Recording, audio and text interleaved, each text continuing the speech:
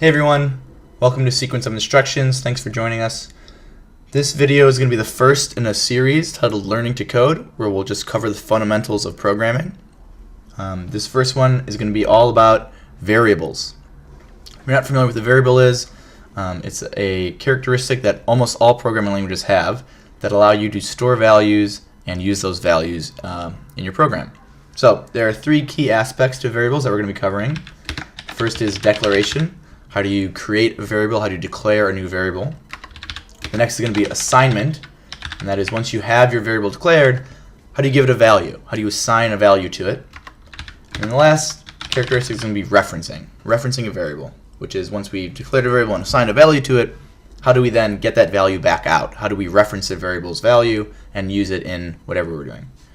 So I'm going to be using JavaScript, and I think for most of the videos in this series I'll be using JavaScript. I'm on jspin.com, and if you're interested in following along, please do. So we'll get right into it here. Excuse me.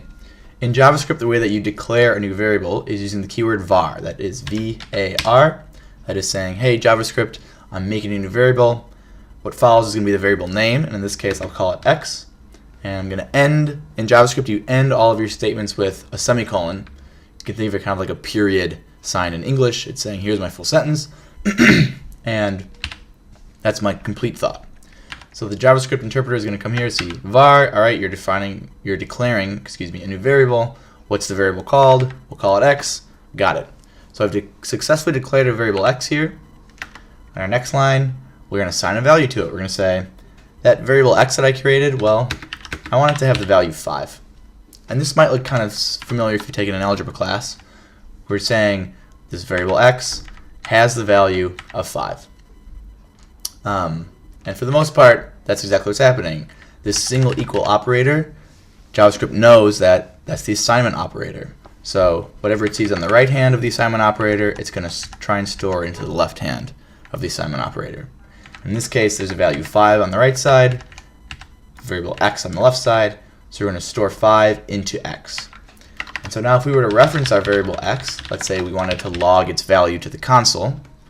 This console.log is a function that JavaScript interpreters have that lets you display the value of a variable. And here's my console over here, so when it executes this line, we should see the value of x printed here. Just know that whatever's in between these parentheses is going to be printed to the console. And so we're referencing our variable x here. JavaScript is going to say, okay, what is x? It's a variable. I know that because you declared it up here. What's the value of x? It's 5. I know that because you set it on this line.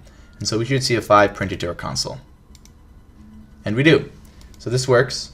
You can do other things to it. You can say, well, whatever x is, I want you to add 2 to it. And I want you to print that value instead. And so it'll get here. Same way, it'll say, here's my variable x. X is 5. I want to print x plus 2. JavaScript goes, what is x? It's 5. What is 5 plus 2? It's 7. So we should see a 7 printed. And we do. So hopefully that makes sense. We're going to take it a step further now.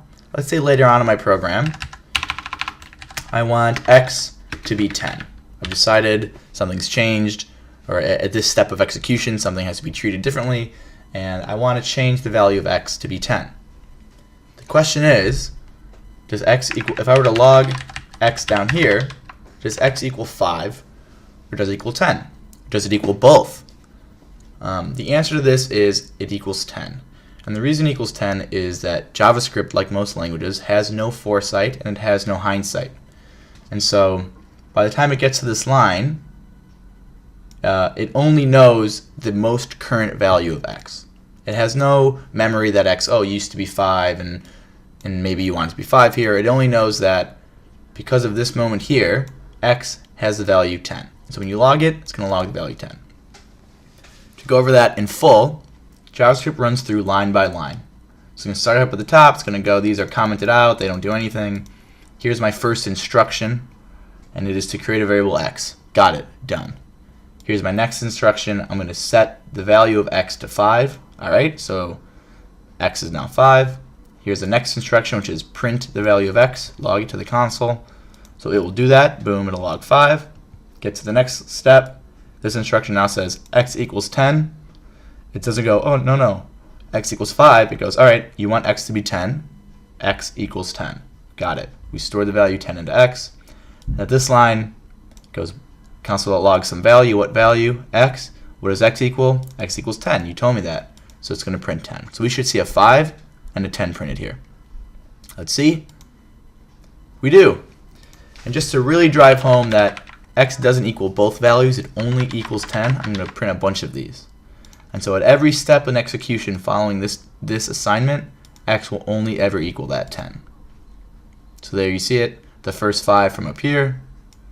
And then every time we use x afterwards, every reference we have to x that follows this reassignment is going to be its new value of 10.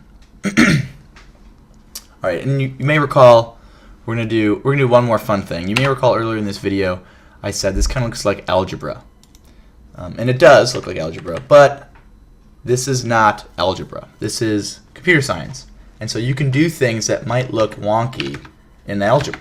Like I can do this.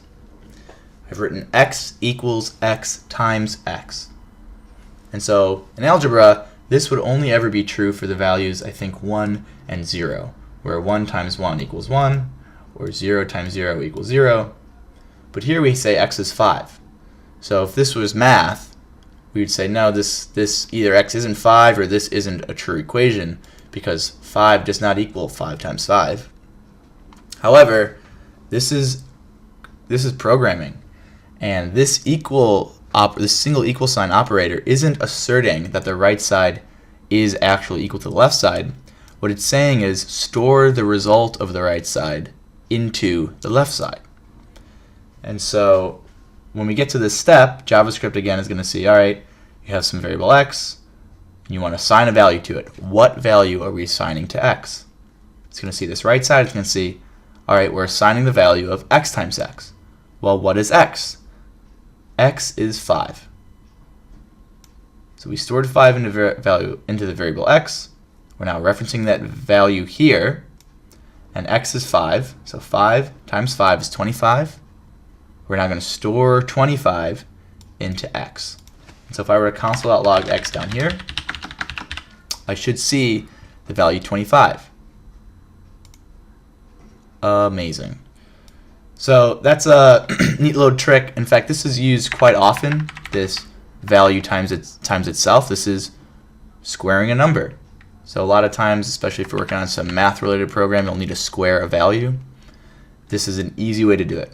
Just say, I want to square this value. Okay, I'm going to say x equals x times x.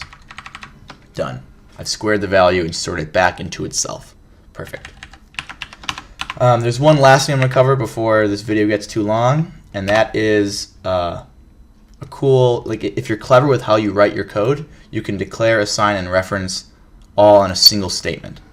So I'm going to make a new variable called y, but rather than end it, I'm going to assign it in that exact moment. So you can do this. You can say my variable, I'm going to create a variable y and assign it. JavaScript lets you do this.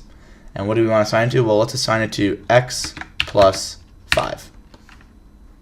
Okay, I can semicolon. This is my full sentence, my full statement. Again, JavaScript's going to run through. It's going to see var. All right, you're making a new variable. What are you calling it? Y. Perfect. But rather than just stopping there, you also want to assign its value. All right, JavaScript can do this. What are we assigning it to? X plus 5. What is x? X is 5. 5 plus 5 is 10. So we're creating a new variable and assigning its value to 10 in one single line. And so if I were to log the value of y here, I should see it print 10. Wonderful. All's right in the world. I think that about covers it for variables. Stay tuned. The next video we're going to have is about data types, where we learn all the different things you can store into variables. Right now we just stored numbers, and numbers are fun, but what if we wanted to store names or lists of things? We'll cover all that and more on Sequence of Instructions. Thanks.